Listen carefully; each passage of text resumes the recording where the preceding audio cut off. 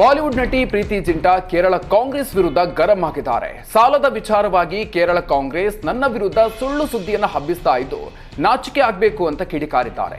ಆರ್ಥಿಕ ಬಿಕ್ಕಟ್ಟಿನಿಂದ ಬಳಲುತ್ತಿರುವ new India cooperative ಬ್ಯಾಂಕ್ನಿಂದ ಪಡೆದ 18 ಕೋಟಿ ರೂಪಾಯಿ ಸಾಲವನ್ನ ಮನ್ನಾ ಮಾಡೋದಕ್ಕೆ ತನ್ನ ಸಾಮಾಜಿಕ ಮಾಧ್ಯಮ ಖಾತೆಗಳನ್ನು ಬಿಜೆಪಿಗೆ ನೀಡಿದ್ರು ಅಂತ ಆರೋಪಿಸಿದ ಕೇರಳ ಕಾಂಗ್ರೆಸ್ ಘಟಕವನ್ನ ಬಾಲಿವುಡ್ ನಟಿ ಪ್ರೀತಿ ಜಿಂಟಾ ತರಾಟೆಗೆ ತೆಗೆದುಕೊಂಡಿದ್ದಾರೆ.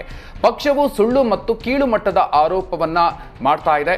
ಸಾಲದ ಮೊತ್ತವನ್ನ 10 ವರ್ಷಗಳ ಹಿಂದೆಯೇ ಪೂರ್ಣವಾಗಿ ಮರುಪಾವತಿಸಲಾಗಿತ್ತು ಅಂತ ಇದು ಸೋಷಿಯಲ್ ಮೀಡಿಯಾದಲ್ಲಿ ಪ್ರೀತಿ ಜಿಂಟಾ ವಿವರವಾಗಿ ಇದನ್ನ ಬರ್ಕೊಂಡಿದ್ದಾರೆ. ಪ್ರಯಾಗ್ರಾಜ್ ಮಹಾಕುಂಭಮೇಳಕ್ಕೆ ತೆರಳಿದ್ದ ವೇಳೆ ಬರೋಬ್ಬರಿ 24 ವರ್ಷದ ಹಿಂದೆ ಕಾಣೆಯಾಗಿದ್ದ ವ್ಯಕ್ತಿ ಪತ್ತೆಯಾಗಿದ್ದಾರೆ.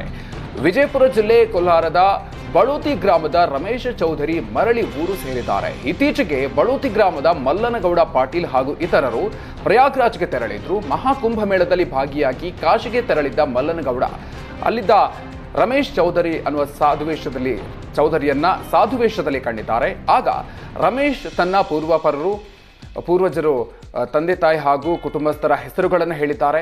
ರಮೇಶ್ ಸಿಕ್ಕಿರುವ ಮಾಹಿತಿಯನ್ನ ಮಲ್ಲನಗೌಡರು ವಿಡಿಯೋ ಕಾಲ್ ಮಾಡಿ ಕುಟುಂಬಸ್ಥರಿಗೆ ತೋರಿಸಿದ್ದಾರೆ. ತಮ್ಮ ವಾಹನದಲ್ಲೇ ವಾಪಸ್ ಬಳೂತಿ ಗ್ರಾಮಕ್ಕೆ ರಮೇಶ್ರನ್ನ ಕರ್ಕೊಂಡು ಬಂದಿದ್ದಾರೆ. ಇನ್ನು ಮಂಗಳೂರು ಕೋಟಿಕಾರ್ ಬ್ಯಾಂಕ್ ದರೋಡೆ ಪ್ರಕರಣದಲ್ಲಿ ಕೈವಾಡ ಇರೋದು ಪತ್ತೆಯಾಗಿದೆ. ದರೋಡೆ ಪ್ರಕರಣಕ್ಕೆ ಸಂಬಂಧಪಟ್ಟಂತೆ ಮತ್ತಿಬ್ಬರು ಆರೋಪಿಗಳನ್ನು ಪೊಲೀಸರು ವಶಕ್ಕೆ ಪಡೆದುಕೊಂಡಿದ್ದಾರೆ. ಭಾಸ್ಕರ ಬೆಳ್ಚಪಾಡ ಹಾಗೂ ಮೊಹಮ್ಮದ್ ನಜೀರ್ ಬಂಧಿತರಾಗಿದ್ದಾರೆ. ಭಾಸ್ಕರ್ ಬೆಳ್ಚಪಾಡ 7 ವರ್ಷಗಳಿಂದ ಕೋಟಿಕಾರ್ ನಿವಾಸಿ ನಜೀರ್ ಜೊತೆ ಸಂಪರ್ಕದಲ್ಲಿದ್ದ. ಇಬ್ಬರು ಕೂಡ 6 ತಿಂಗಳಿನಿಂದ ದರೋಡೆಕೋರರ ಜೊತೆಗೆ ಸಂಪರ್ಕದಲ್ಲಿ ಇದ್ದುಕೊಂಡು ಬ್ಯಾಂಕ್ನ ಎಲ್ಲಾ ಮಾಹಿತಿಗಳನ್ನು ದರೋಡೆಕೋರರಿಗೆ ನೀಡಿದ್ದಾರೆ.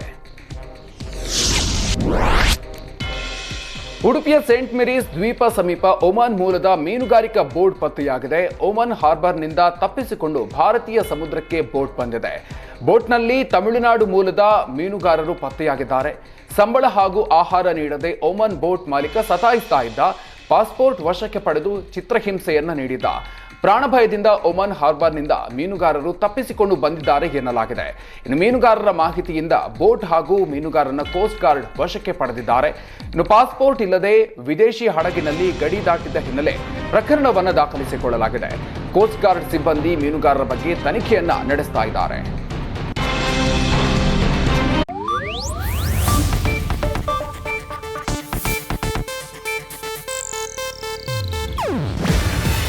ಇದು ಏಷ್ಯಾನೆಟ್ ನ್ಯೂಸ್ ನೆಟ್ವರ್ಕ್ ಪ್ರಸ್ತುತಿ. ನೀವು ನೋಡ್ತಿದ್ದೀರಾ ಏಷ್ಯಾನೆಟ್ ಸುವರ್ಣ ನ್ಯೂಸ್.